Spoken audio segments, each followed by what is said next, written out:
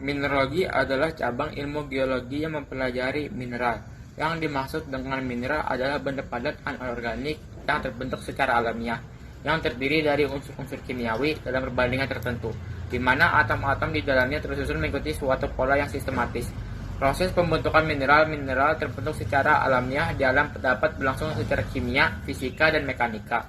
Proses kristalisasi tersebut dapat dikelompokkan ke dalam 5 sistem, yaitu sistem magmatisme. Sistem ini berlangsung dalam tubuh magma. Kristalisasi magma ini terjadi akibat perubahan suhu dan tekanan magma. Proses ini berubah bentuk cair magma menjadi padatan.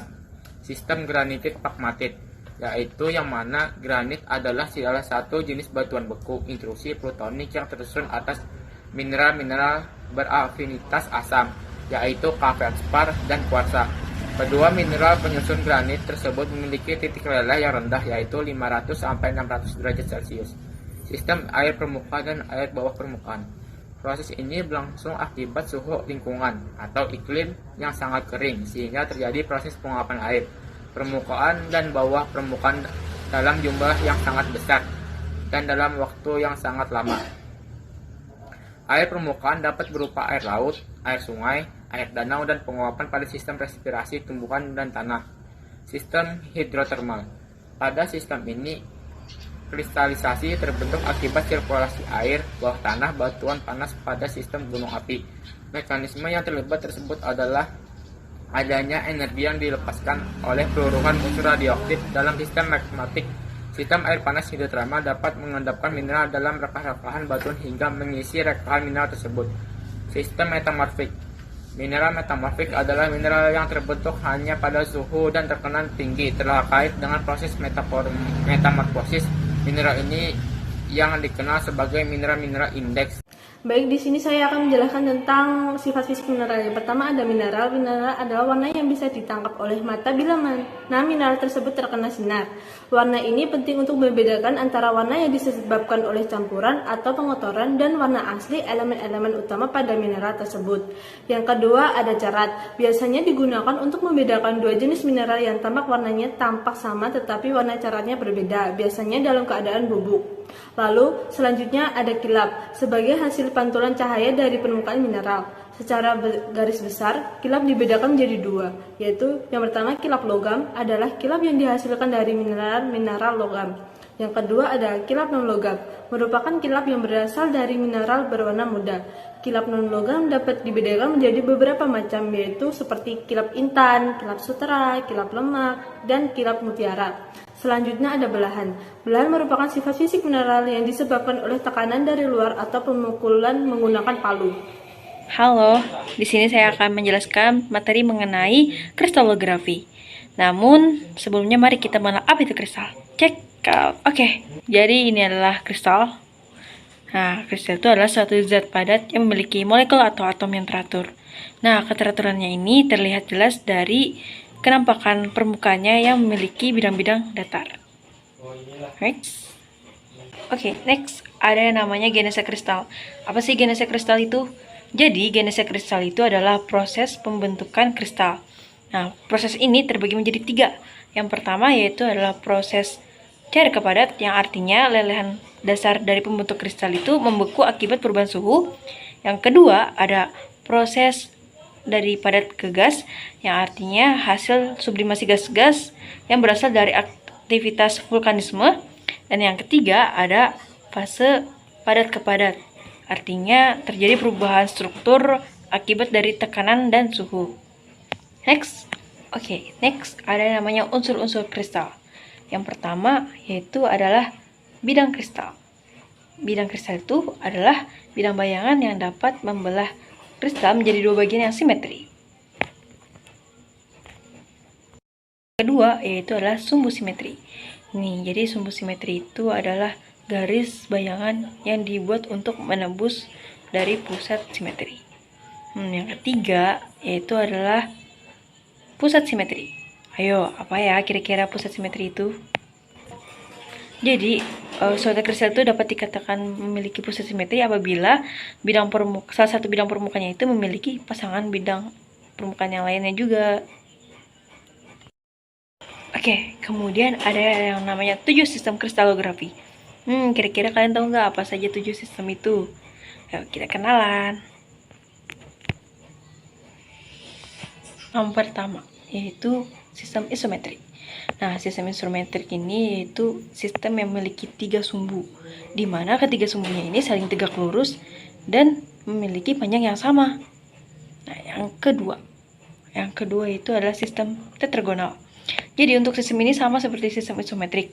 Bedanya untuk sistem tetragonal sendiri dia memiliki 2 sumbu yang sama panjang dan satu sumbunya itu tidak sama panjangnya dengan yang lainnya. Nah, yang ketiga ada ortorombik. Nah, untuk ortorombik sendiri sama seperti isometrik dan tetragonal, dia memiliki 3 sumbu, hanya saja ketiga sumbunya itu tidak memiliki panjang yang sama. Yang keempat, trigonal. Jadi untuk trigonal ini dia memiliki 4 sumbu kristal. Namun, sumbu-sumbunya ini menghubungkan secara vertikal. Dan yang kelima ada heksagonal. Heksagonal ini sama seperti sistem trigonal. Bedanya ia memiliki 6 bidang kristal secara vertikal. Keenam, monoklin. Jadi untuk monoklin ini memiliki 3 sumbu. Namun salah satu sumbunya itu miring dari sumbu yang lainnya. Dan yang terakhir, ketujuh. Ayo tebak, apa itu? Oke. Yang ketujuh itu adalah triklin. Nah, jadi untuk triklin itu dia memiliki 3 sumbu juga. Hanya saja setiap sumbunya itu tidak saling tegak lurus. Artinya dia sama-sama miring. Oke, mungkin hanya di sini saja untuk bab kristalografi. Sampai jumpa.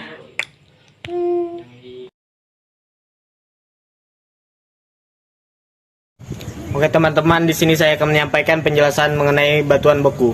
Sebelumnya teman-teman tahu nggak sih apa itu batuan beku? Kenapa jadi disebut sebagai batuan beku? Jadi batuan beku ini merupakan jenis batuan yang terbentuk dari pendinginan dan pengerasan magma yang melalui proses kristalisasi ataupun tidak, baik di bawah permukaan bumi sebagai batuan intrusif maupun di atas permukaan bumi sebagai batuan ekstrusif. Batuan beku ini terbagi menjadi 3, yaitu batuan beku gang, batuan beku dalam, dan batuan beku luar. Batuan beku dalam adalah pembekuan magma yang berlangsung perlahan-lahan ketika masih berada jauh di dalam kulit bumi. Batuan beku dalam memiliki struktur yaitu konkordan dan diskordan. Batuan beku gang adalah magma yang membeku di lorong antar dapur magma dan permukaan bumi. Batuan beku luar adalah magma yang keluar dari dapur magma yang membeku di permukaan bumi sehingga mengalami proses pendinginan yang sangat cepat.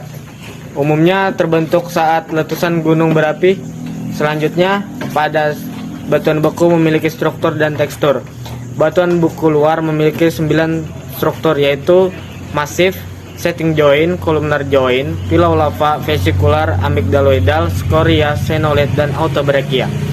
Selanjutnya ada tekstur dari batuan beku. Tekstur ini adalah hubungan antara massa mineral dengan massa gelas yang membentuk massa yang merata dalam batuan. Tekstur batuan terbagi menjadi 4, yaitu granularitas, derajat kristalisasi, kemas.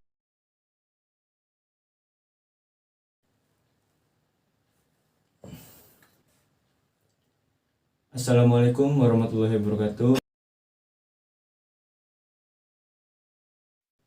Di sini saya akan menjelaskan materi batuan piroklastik. Yang pertama yaitu apa itu batuan piroklastik? Jadi batuan piroklastik itu sendiri yaitu suatu batuan yang berasal dari letusan gunung berapi sehingga merupakan hasil pembatuan dari bahan hamburan atau pecahan magma.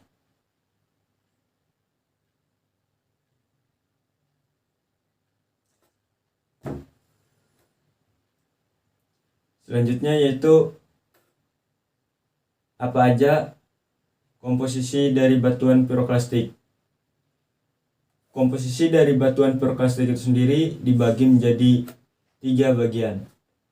Yang pertama yaitu kelompok juvenil, yang kedua kelompok kognit, yang ketiga yaitu kelompok acidental. Di mana kelompok juvenil itu yaitu bila material penyusun dikeluarkan langsung dari magma. itu terdiri dari padatan atau partikel tertekan dari suatu cairan yang dingin dan kristal. Yang kedua tadi yaitu kelompok kognit, di mana bila material penyusunnya dari material hamburan yang berasal dari letusan sebelumnya, dari gunung api yang sama atau tubuh vulkanik yang lebih tua dari dinding kawah. Dan kelompok yang ketiga tadi yaitu bila material penyusunnya merupakan bahan hamburan yang berasal dari batuan non-gunung api atau batuan dasar berupa batuan beku, sedimen, metamorf, sehingga mempunyai komposisi yang seragam. Selanjutnya yaitu struktur dari batuan piroklastik. Struktur dari batuan piroklastik ini sendiri dibagi menjadi 4. Yang pertama vesikular, yang kedua amigdaloidal, yang ketiga skoria, dan yang keempat yaitu masif. Dimana gambar pada masif itu sendiri yaitu ini, gambar dari vesikular itu ini, gambar dari amigdaloidal itu ini, dan gambar dari skoria itu ini.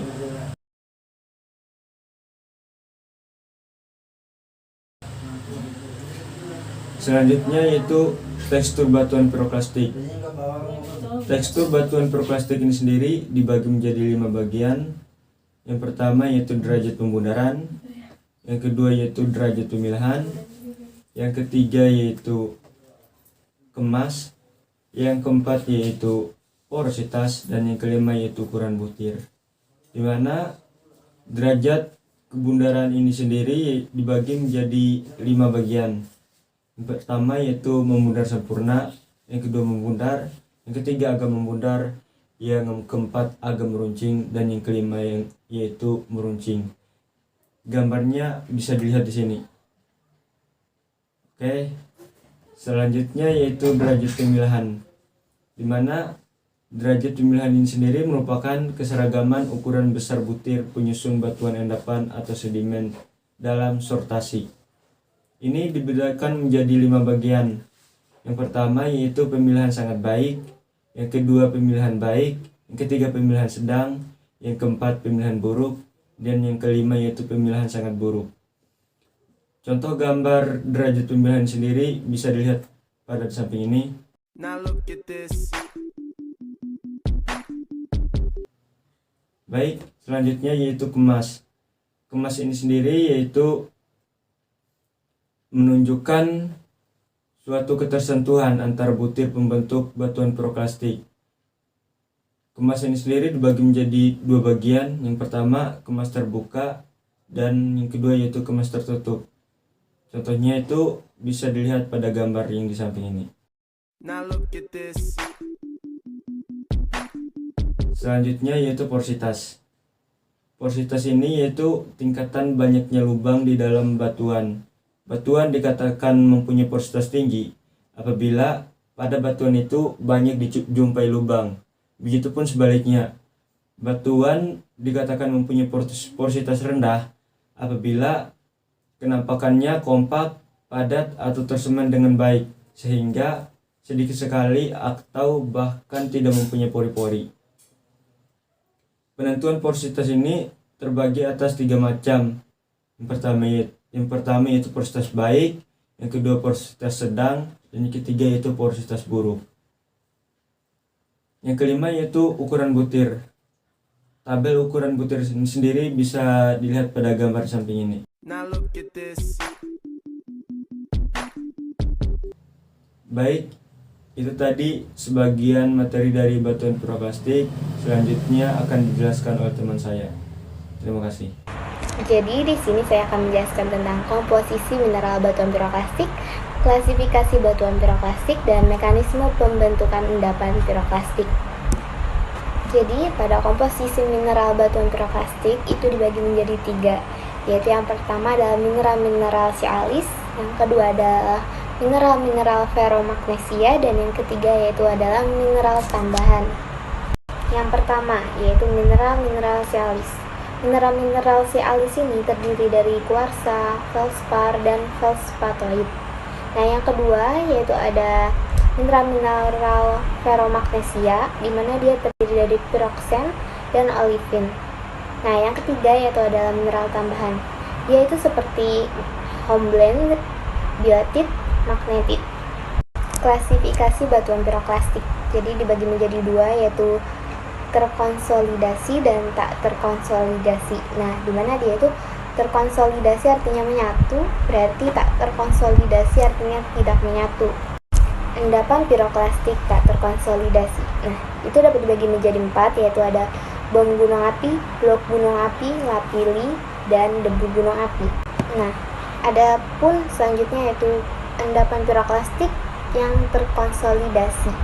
Nah, dia dapat dibagi menjadi 4, yaitu breksi piroklastik, aglomerat, batu lapili, dan talk. Nah, tadi kita sudah membahas tentang komposisi mineral batuan piroklastik dan klasifikasi batuan piroklastik. Nah, selanjutnya kita akan membahas tentang mekanisme pembentukan endapan piroklastik.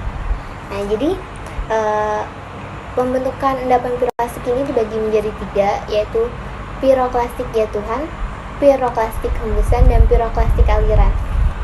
Nah, yaitu ada yang pertama yaitu piroklastik jatuhan.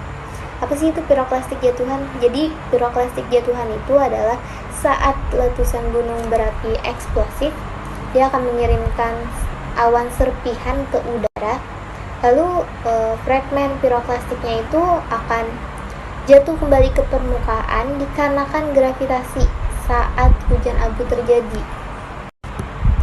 Piroklastik hembusan. Jadi piroklastik hembusan itu adalah konsentrasi rendah partikel dalam aliran gravitasi yang terdiri dari partikel, vulkanik, dan gas. Piroklastik aliran. Nah, akibat gaya gravitasi partikel dan gas vulkanik dalam konsentrasi tinggi dapat membentuk massa material yang mengalir seperti campuran sedimen fluida. Mekanisme pengendapan ini disebut juga sebagai piroklastik aliran.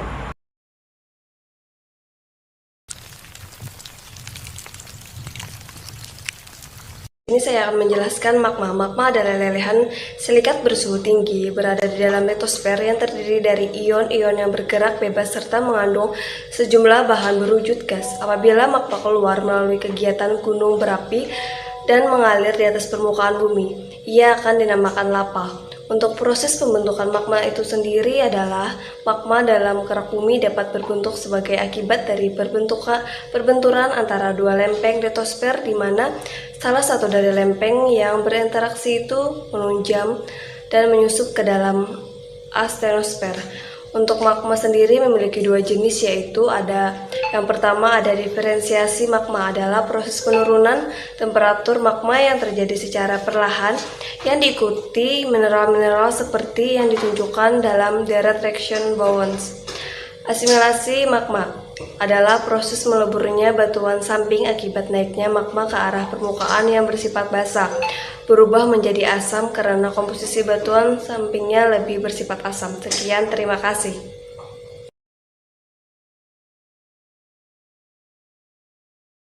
Hello guys, I'm here to explain to you about Bowen-Lexin series. Bowen-Lexin series is a mineral formation series created in 1929 by a petrologist from Canada named Norman Levy Bowen. This series contains the sequence of mineral formation formed from the cooling of magma. This is the Bowen-Lexin series. As you can see, on the left side there are temperature parameter, and on the right there are the acid alkaline parameter. On the temperature parameter, they are from 100,000 degrees to 600 degrees, which means if the series goes down, then the temperature of the rock cool down. On the acid alkaline parameter, they are from calcium to natrium and alkaline to acid. When the rock was first formed, the rock is alkaline and contains a lot of calcium, and when it changes, the rock becomes acidic and contains a lot of natrium. And then this is discontinuous series and discontinuous series. In the discontinuous series section, there are minerals olivine, pyroxene, ambipol, and biotite. In this partner series, when a mineral changes, for example as olivine to pyroxene, the contents of olivine is not present in pyroxene, as well as another mineral such as ambipol and biotite. In the continuous series section, there are anorthite, bentonite, labradorite, andesite, oligoclase, and albite.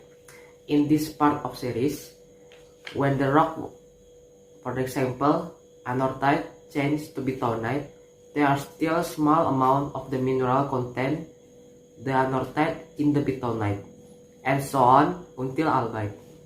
When these two series of mineral are used up, the test will be formed to feldspar, and when certain conditions occur when this rock is exposed to high water pressure, it will turn to muscovite.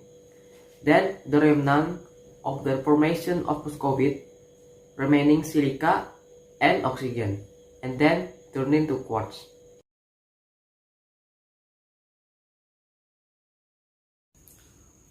Well, I will explain about the rock cycle. The rock cycles begin with magma. This magma becomes the main ingredient for rock formations. Magma can come out to the Earth's surface in the event of volcanic eruptions, both extrusive and intrusive. Extrusive eruptions occur when a volcano erupts and ejects magma to the Earth's surface.